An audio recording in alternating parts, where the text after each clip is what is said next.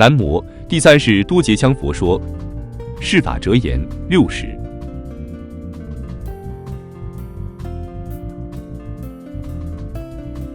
学士之门，并非专学。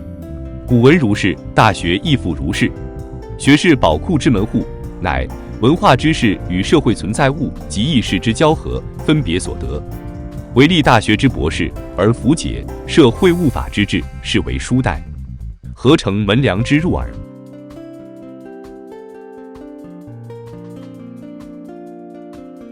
社会上有很多人都认为，读完了大学就是有知识的人，或者成为硕士、博士就是一个了不起的大知识分子了。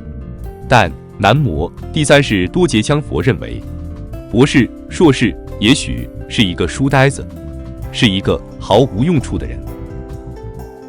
因为学士之门并非专学，无论是古文也好，我们当今大学里学的现代科学、文学也好，都是一个道理。任何知识，只要是能真正用之于社会，利益于人类，有益于自我，才能叫真知实践。它包括文化知识与社会实践，即包括待人处事、接物、事业、科研等等。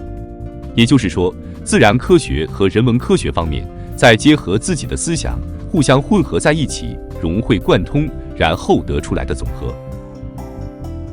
假使唯一的只是知道书本知识、学校知识，而不了解社会，不懂得万事万物的处理方法，并顺乎逻辑的去处理，而只从书本教条中去寻找相应实践的方法，那么他绝对是一个书呆子。